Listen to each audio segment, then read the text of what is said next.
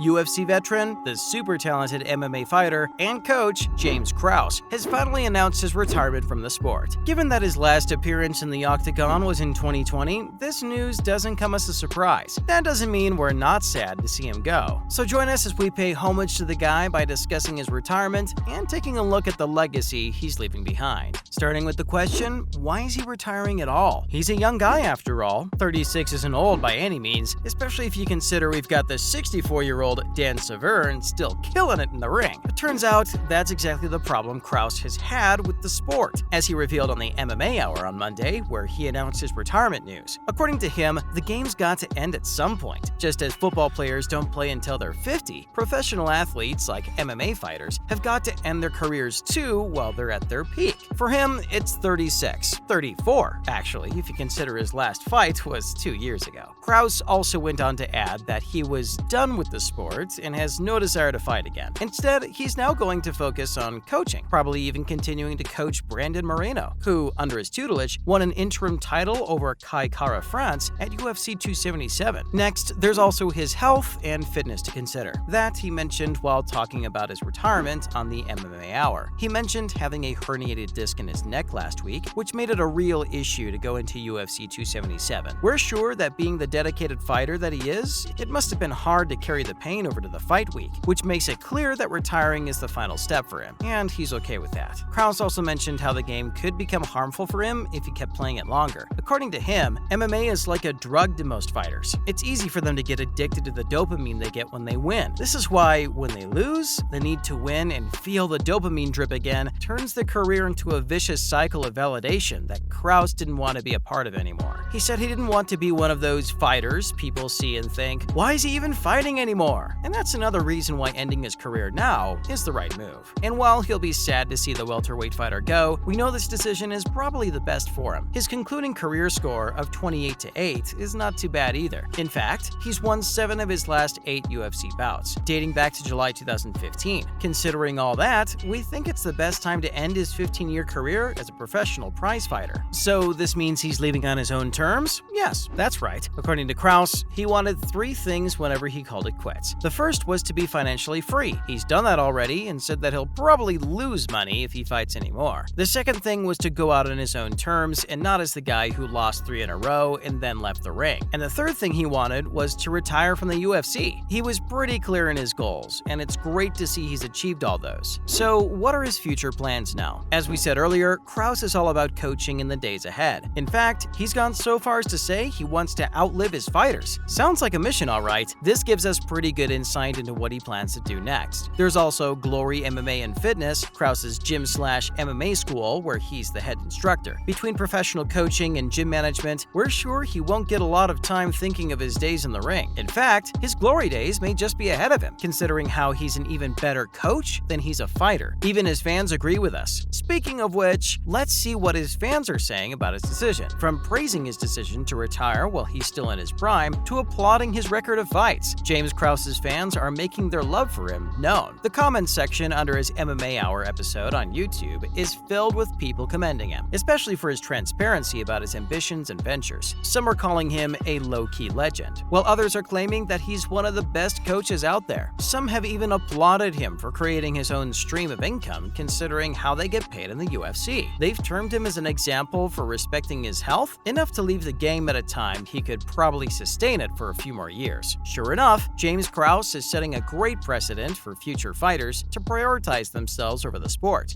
that's as brutal as it is rewarding. Sure, James may be one of the best fighters out there, but it's commendable how he's keeping the best part of the fight by choosing to coach others for it, without stretching himself thin to accommodate the pressure it brings to the fighters. We hope that he not only teaches his students how to fight, but also how to prioritize themselves by knowing when to quit. And now that we've told you everything there's to know about this retirement, let's take a look at how he's going to take his legacy forward with his historic wins and ventures, starting with the Glory MMA and Fitness. fitness. We've already mentioned Krause's MMA Institute and gym, where he trains and instructs future MMA athletes in the art of fighting. And it's a huge part of his legacy, especially considering how many fighters from Glory MMA have landed in the ring, thanks to the excellent mentorship from Krause and his team. If there was ever a sign of a successful gym, that's it. It's also one of the biggest reasons why it's easy for Krause not to step down from his role as a fighter. As we said, he's still getting to keep the best part of MMA by teaching future fighters how to make it big in the industry with their skill. In the past, many people have asked if investing in the gym has been at the expense of his career, but his retirement answers that question now, while also proving what Krause is clearly interested in. In an interview, he even mentioned that this coaching is the part of his career he takes more pride in. And knowing what we've told you about him now, it's clear that his attitude and persona is all about leadership in this field, which is why we're sure that Glory MMA is going to be part of his unending legacy for years to come. There's also his best fights, including his official UFC debut,